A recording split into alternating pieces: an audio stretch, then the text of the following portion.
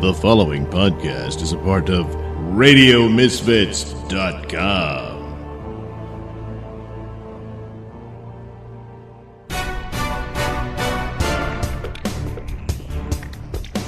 And now it's time for the Mr. Nailsin Show. All right, yes, this is the Mr. Nailsin Show, episode 288, I believe.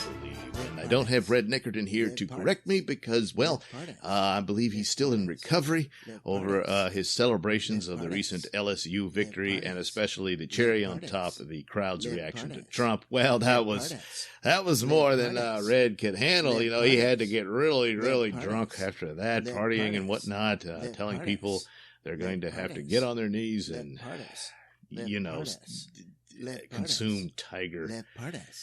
Yeah. So anyway, Red's happy with that. So let's get to and that's part of our week in review. Yeah. Congratulations to LSU. So,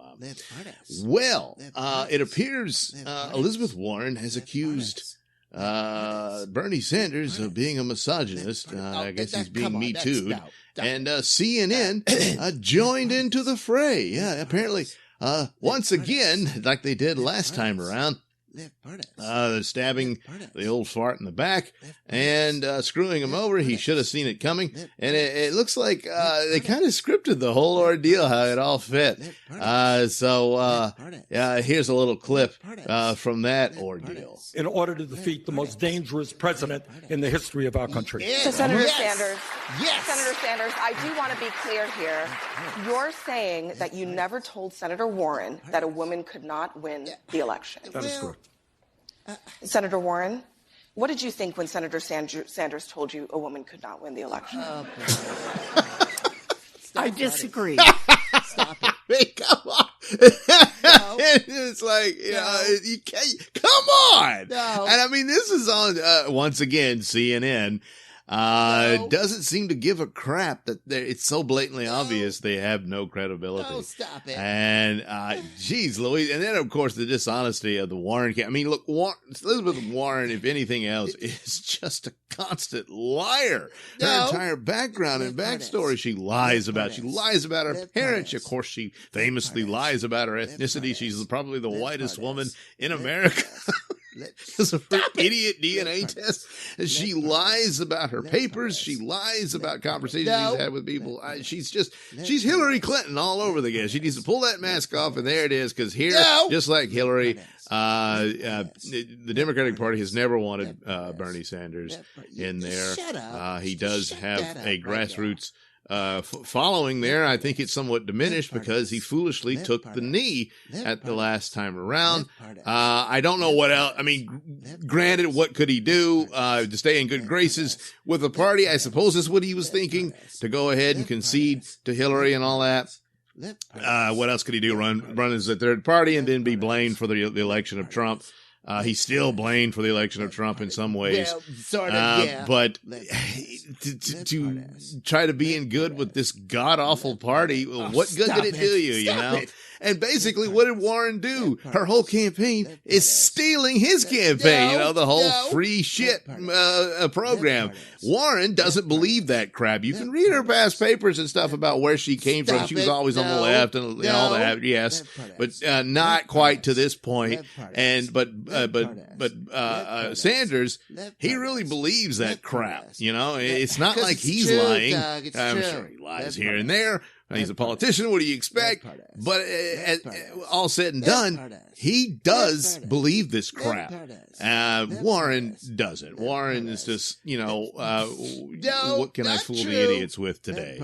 And that's what she's about, because she's a constant liar. And it's gotten her this far, so why not? And I mean, the idea that any of the people on the left would support him if you were consistent with your beliefs. This is a woman who defrauded affirmative action programs meant for Native Americans to get herself somewhere. So, no, this is a very bad person. And, I don't really have a dog in this fight, but I call it like I see it and what it is. And once again, Bernie Sanders is getting screwed. And more importantly, his followers are getting screwed. But the other thing about Bernie Sanders, if you really want to take him down, is one of his guys was videoed undercover going on about building gulags for Trump voters and stuff, and saying they got to be re-educated like the Nazis were, and all that stuff going in about wanting to beat the crap out of people from MSNBC and whatnot.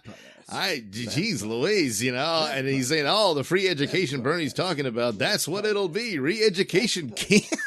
Stuff. The guy is nuts, but, well, that's what Bernie's all about, huh? Yeah, it just wasn't a good week for him, but that's his fault for the crowd that he hangs with. And of course, Reason TV recently did a little documentary on Bernie's past, so you can go on and just how engrossed he was with communism and whatnot from a long time, and then just denies it. That's where he's lying. The Democratic Socialist. That's a bunch of crap. Slap the word Democratic on it. Yeah, it's like the Democratic Republic of Iran. It just or North Korea. It's not real. It means nothing. So, yeah, so there you go with that crowd. But wait, there's still hope for the Democrats. There's always Biden. Exactly. Right. I think it's a mistake to pull out the small number of troops. The reason he made the strike was because our embassies were about to be bombed.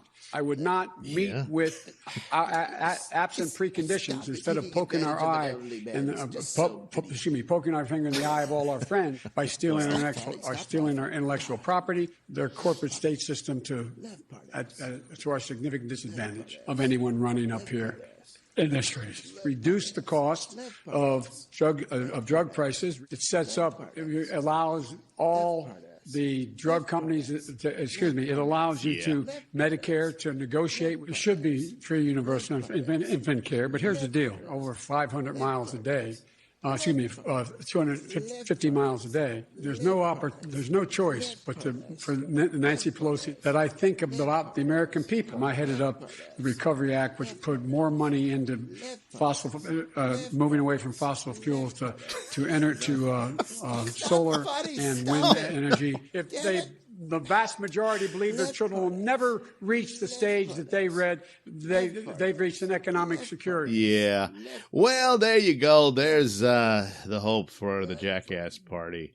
Yes. Yeah, bloody-eyed Biden. Speaking of bloody eyes, jeez, more details about Jeffrey Epstein. Yeah, I know it's supposed to be memory hold by now, but I just don't see how. Michael Baden has been doing the rounds. He was interviewed for 60 Minutes, and there was a lot of details there I didn't know about, especially like an injection puncture wound in his arm. And what the hell is that? No explanation. The security cam originally was lost about the moment that he attempted suicide the first time, apparently. And then they said, no, we found it. Well, that turned out to be the wrong tape, apparently. So, oh boy, it's bad all around. And now he's saying, the bleeding in the eyes that was apparently present with Epstein.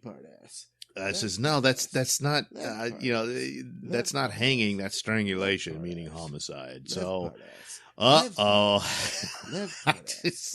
that whole thing is deserving of perhaps, but maybe not, except there's no perhaps about it. I'm beginning to think, So, oh God, there's so much stuff and so little time. Oh, geez, it's terrible. What else could there be? Oh, of course, Lev Parnas. Exactly. Well, here we go. Let's go back to the tinfoil hat, Rachel Maddow, who interviewed this guy that everyone admits is just a corrupt criminal piece of crap. Yeah. And well, then why? Why was Rudy Giuliani dealing with this guy? And it's pretty simple. He explains it.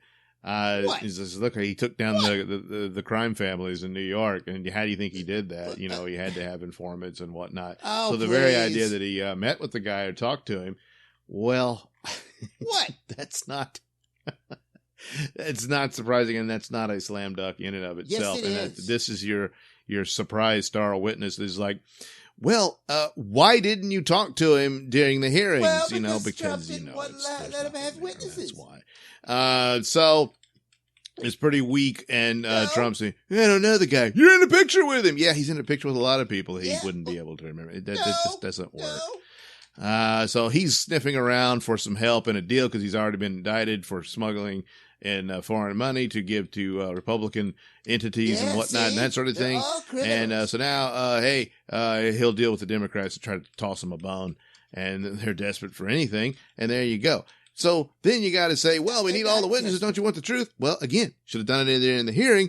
And he says, well, Trump was going to court over his cabinet members. Yeah, that's executive privilege. That is his right. And every president down the line defends that.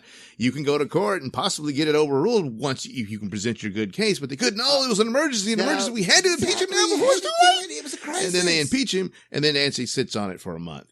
Well, during this month, he could have been battling it in court and challenging Trump in that. If you got the goods, you could beat him, and then there you go. You got your witnesses. One of which Bolton says, "No, I'll testify," and all this sort of stuff. Well, and what? Again, you're going back to Maddow.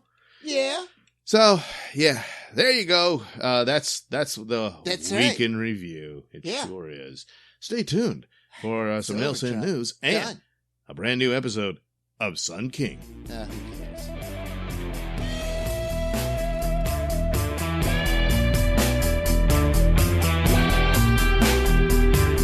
You're listening to the Mr. Nailsin Show here on RadioMisfits.com.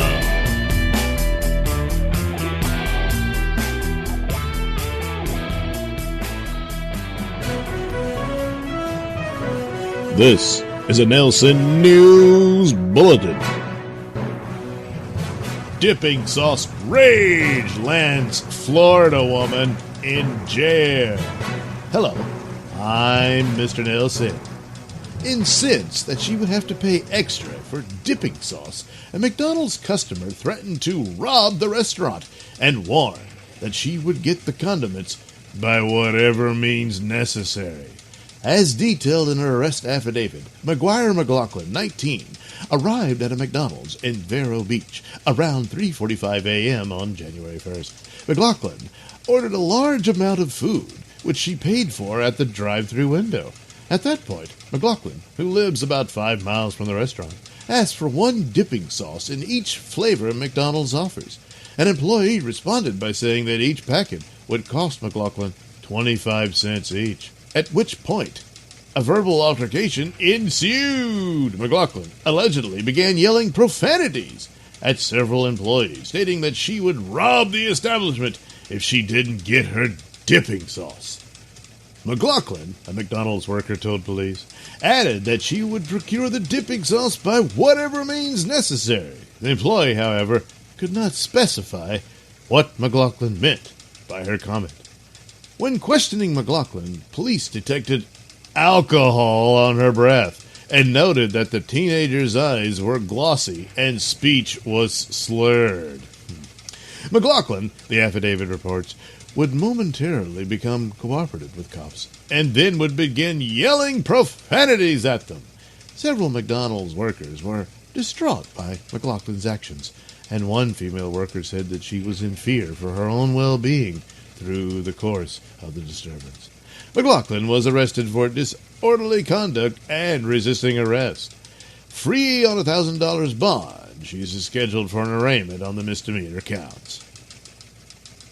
Well, I think all can agree that the sad thing here is that she was already pretty sauced up before this began.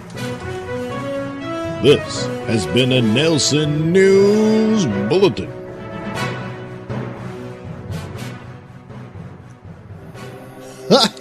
Yes, Mr. Nailsin riffs Frankenstein.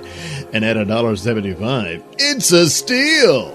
You see, Dr. Victor Frankenstein, a closeted homosexual working in a castle on a remote Swiss island, attempts to create a perfect man, but his resultant creation turns out to be a murderous, flatulent beast who must be destroyed. So he sends his girlfriend and young son to trap the monster.